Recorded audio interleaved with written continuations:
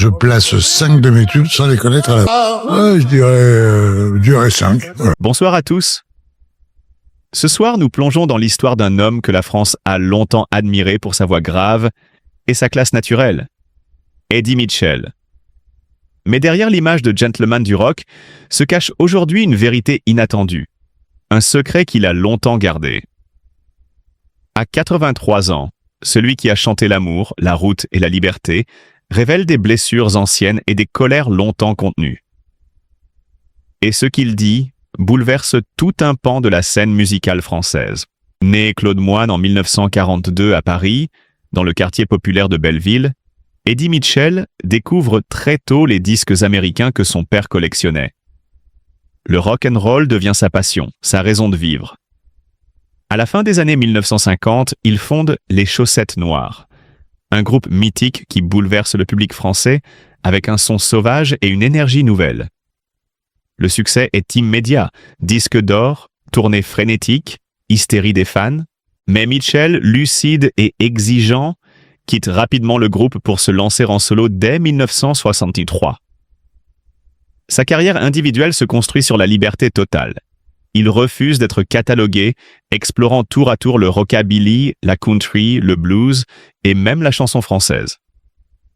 Son travail avec des musiciens américains, ses enregistrements à Nashville, imposent un style unique, loin des standards français. Avec le temps, il devient une figure incontournable, adulé pour sa voix, son humour pince sans rire et son élégance naturelle. Eddie Mitchell, c'est aussi le cinéma. Plus d'une 50aine de films, souvent dans des rôles de personnages taciturnes et entiers, et une nomination au César pour Coup de torchon de Bertrand Tavernier, prouvent qu'il est bien plus qu'un chanteur reconverti. À la télévision, La Dernière Séance, hommage aux vieux films américains, confirme sa fidélité à ses goûts et à son éthique artistique. Malgré cette carrière impressionnante, Eddie Mitchell reste un homme d'une grande pudeur. Père de famille, mari fidèle, il cultive la discrétion. Il évite les excès médiatiques, se prête rarement aux interviews. Cette retenue renforce son aura, celle d'un artiste intègre, respecté même par ceux qui ne partagent pas ses opinions. Mais derrière cette réserve, une amitié exceptionnelle l'attendait avec Johnny Hallyday. Plus qu'un collègue, un frère de scène et de route, un compagnon de vie. Eddie est même le parrain de Laura Smith, fille aînée du chanteur. Leur lien dépasse l'artistique. Il est fraternel, presque instinctif. Le 5 décembre 2017, Johnny Hallyday disparaît. La France entière est en deuil. Dans cette émotion collective, Eddie Mitchell choisit le silence. Il ne participe pas au concert hommage, s'abstient des cérémonies officielles. Ce n'est pas de l'indifférence, mais la douleur d'un frère perdu. Car Johnny n'était pas un monument national à ses yeux. C'était un ami de 50 ans, témoin des joies, des chutes, des trahisons et des peurs. Quelques mois plus tard, le silence cède la place à la parole. Eddie Mitchell brise sa réserve et accuse. L'héritage de Johnny est transformé en marchandise, orchestré pour le spectacle plutôt que pour la mémoire.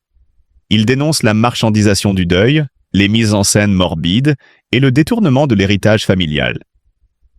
Ce qu'il voit, ce n'est plus Johnny, mais une légende prête à la vente. À 83 ans, Eddie Mitchell n'hésite pas à désigner 5 noms qu'il ne peut pardonner. 5 personnes pour lesquelles le silence n'est plus une option. Ce n'est pas la rancune d'un vieil homme, mais la conclusion logique d'une vie d'intégrité et d'observation du milieu artistique. Ce geste surprend, choque et fascine. Dans le monde du show business, parler équivaut souvent à rompre un pacte tacite. Ce moment marque un tournant. Eddie cesse d'être simplement la figure consensuelle et respectée de la musique. Il devient la voix d'un désaccord moral, un témoin qui refuse de laisser l'injustice s'installer au nom du compromis. Aujourd'hui, Eddie Mitchell est plus qu'un chanteur ou un acteur. Il est le témoin d'un monde disparu, celui où la musique était une passion et non un produit. Il regarde la nouvelle génération avec une lucidité mêlée de tristesse. Le rock a changé, mais il n'a jamais perdu sa voix. Ces mots ne sont pas un règlement de compte. Ce sont les paroles d'un homme fidèle à ses valeurs, un artiste qui refuse que l'amitié, la mémoire et l'honneur soient sacrifiés sur l'autel de la médiatisation. Eddie Mitchell n'a jamais cherché la polémique. Mais parfois, même les légendes doivent parler. À 83 ans, il choisit la parole contre le silence, la vérité contre la convenance, la loyauté contre l'oubli.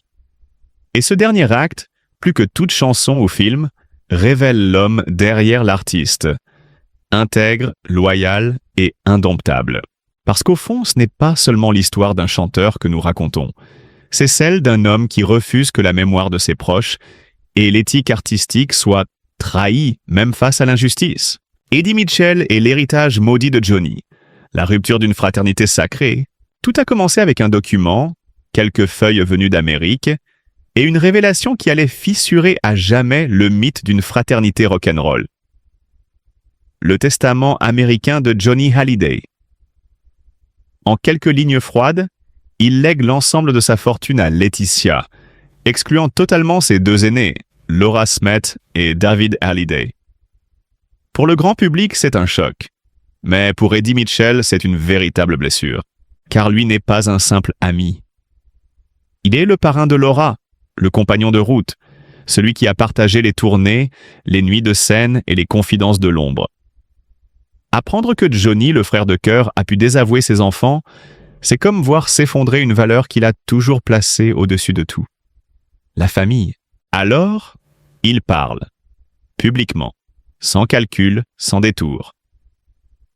Il déclare qu'aucun père ne devrait renier ses enfants et apporte son soutien inconditionnel aux deux exclus du testament. Ce geste courageux mais risqué lui vaut de se mettre à dos une partie du clan Hallyday. Certains anciens proches se taisent, d'autres le boudent. Eddie, lui, s'en moque. Il dit agir par conscience. Et sa conscience, depuis toujours, n'a jamais su composer avec le silence. Mais ce qui le révolte le plus, c'est la transformation de Johnny en produit de marketing.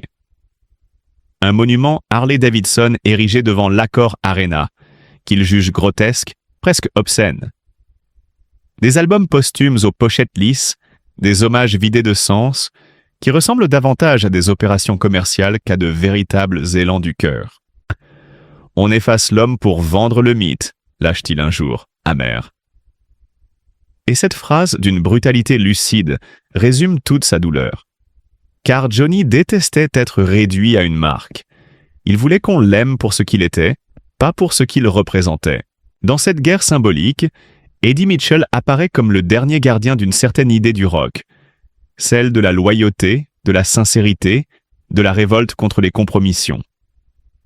Mais sa colère ne s'arrête pas à Laetitia ou au clan Hallyday. Elle vise plus large, plus haut, l'industrie du disque elle-même. Il accuse les maisons de disques d'avoir attendu la mort de Johnny pour inonder le marché de réédition, de coffrets collector, d'inédits plus que douteux. Ils n'ont pas attendu qu'il soit froid pour le découper en vinyle, lâche-t-il un jour, devant des journalistes médusés. Une phrase violente, presque sacrilège, mais terriblement juste. Pendant que Laetitia multiplie les interviews, les documentaires et les soirées hommages à Los Angeles, Eddie reste muet. Invité plusieurs fois, il décline systématiquement. « Je ne veux pas cautionner cette mascarade », confie-t-il à demi-mot. Entre eux, le lien se brise. Définitivement. Ce qui fut jadis une relation cordiale devient une fracture irréversible. Et pourtant, derrière cette colère, il y a une tristesse immense. Car au fond, Eddie n'en veut pas seulement à Laetitia. Il en veut aussi à Johnny. Il aurait dû savoir ce qu'il laissait derrière lui, murmure-t-il dans un entretien. Une phrase à peine soufflée, mais qui dit tout. Celle d'un ami trahi, d'un frère abandonné. Depuis, Eddie Mitchell ne cherche plus à ménager quiconque. Son premier coup d'éclat public éclate en 2019, lorsqu'il qualifie la gestion posthume de l'image de Johnny de vulgaire et indigne. Pas un mot de trop, pas une note de colère. Ces phrases sont taillées au scalpel, précises, implacables. Car il sait que sa voix porte encore. « Ce n'est pas Johnny, c'est un Disneyland mortuaire », lance-t-il à propos du fameux monument Harley-Davidson. Une phrase qui fait trembler les studios, reprise en boucle par les médias, et qui résume son écœurement. On trahit l'esprit du rock pour mieux vendre son fantôme. Depuis lors, il refuse toute participation aux projets estampillés, hommage officiel à Johnny. Pas de concert, pas de documentaire, pas d'album posthume. Je n'ai pas envie de me déguiser en nostalgie rentable, lâche-t-il un jour avec ironie. Derrière cette phrase, c'est tout un système qu'il dénonce. Celui qui transforme le deuil en business, l'amour en commerce, la mémoire en marchandise. Mais quand Laura Smet, sa filleule, décide de se battre contre Laetitia pour contester le testament, Eddie redevient ce qu'il a toujours été, un homme de famille. Il assiste à certaines audiences, apparaît à ses côtés, la main posée sur son épaule. « Je suis son parrain, pas pour faire joli », dit-il simplement. Une phrase simple mais bouleversante. Parce qu'elle incarne tout ce qu'il défend. L'honneur, la loyauté, la vérité. Aujourd'hui, dans le tumulte des hommages et des querelles d'héritage, Eddie Mitchell reste debout, solitaire mais fidèle à son code. Il ne veut pas plaire, il veut être juste. Il ne veut pas célébrer un mythe, il veut préserver un homme. Et c'est peut-être là, dans ce combat silencieux contre l'hypocrisie du show business, que réside la plus belle preuve d'amitié. Car défendre Johnny pour Eddie, ce n'est pas répéter son nom à la télévision. C'est refuser que l'on salisse sa mémoire, même si cela signifie affronter le monde entier. Il y a des histoires qui, malgré les années, ne cessent de résonner. Des blessures qui ne se referment jamais, même sous les projecteurs les plus éclatants. Celle d'Eddie Mitchell en fait partie. Dans le tumulte de la vie de Johnny Hallyday, Mitchell a vécu non seulement la gloire, mais aussi la douleur silencieuse que l'ombre de la célébrité s'est imposée. Tout a basculé lors d'un échange télévisé qui, à première vue, semblait anodin. Laetitia Hallyday y déclarait que Johnny voulait protéger ceux qu'il aimait vraiment. Pour Mitchell, ces mots étaient un coup de poignard déguisé, une attaque invisible dirigée contre Laura et David. Quelques jours plus tard, il choisissait de répondre publiquement, non par colère, mais par vérité. L'amour ne se mesure pas à la somme héritée. On ne protège pas en effaçant. Ces phrases, prononcées dans la presse, scellaient une fracture définitive. Mitchell ne parlera plus jamais à Laetitia. Il ne croisera plus son regard. Mais au-delà des conflits publics et des titres racoleurs, il y avait une douleur plus intime. Dans une confession à demi-voix, Eddie Mitchell révèle son rapport au pardon. « J'ai attendu des excuses pendant toutes ces années. Elles ne sont jamais venues. » Quelques mots simples, mais lourds d'une tristesse insondable. Un fils grandit sans la présence de Johnny, des silences plus criants que des disputes, des absences qui marquent l'âme bien davantage que les mots. C'est l'histoire d'un homme qui a aimé profondément, mais qui ne peut plus pardonner. Ce n'est-il qu'en 2025, dans un documentaire discret mais percutant, que Mitchell accepte de revenir sur ce tumulte. Assis dans un fauteuil de cuir face à la caméra, il déroule ses souvenirs avec une lucidité saisissante. « Je ne leur pardonnerai jamais », déclare-t-il calmement. Pas de colère, pas de haine, juste une constatation, une vérité intime qu'il ne partagera avec personne d'autre. Il pointe du doigt ceux qu'il juge responsables. Laetitia Hallyday, pour avoir brisé la famille et utilisé l'image de Johnny à des fins marketing.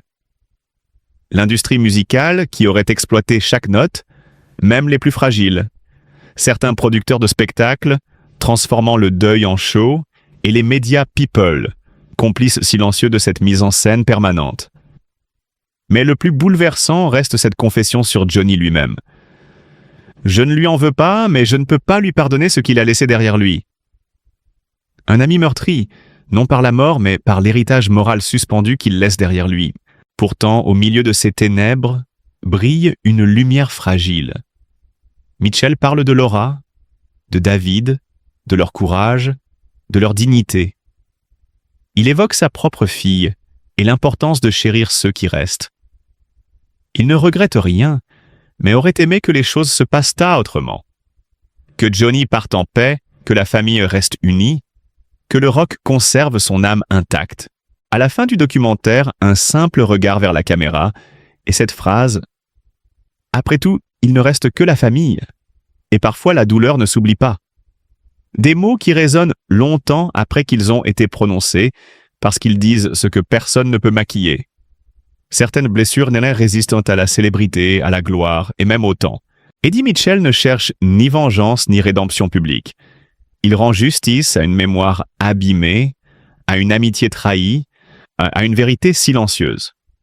Et nous, nos spectateurs, nous comprenons que parfois pardonner n'est plus possible. Que parfois il faut simplement tracer la ligne et continuer à vivre avec les fantômes que les projecteurs ne montrent jamais. Car derrière la musique et les lumières, il reste des hommes, des cœurs et des larmes que personne ne filme. Et ce n'est pas une chanson qui fait pleurer, mais la vérité qu'elle n'a jamais osé révéler.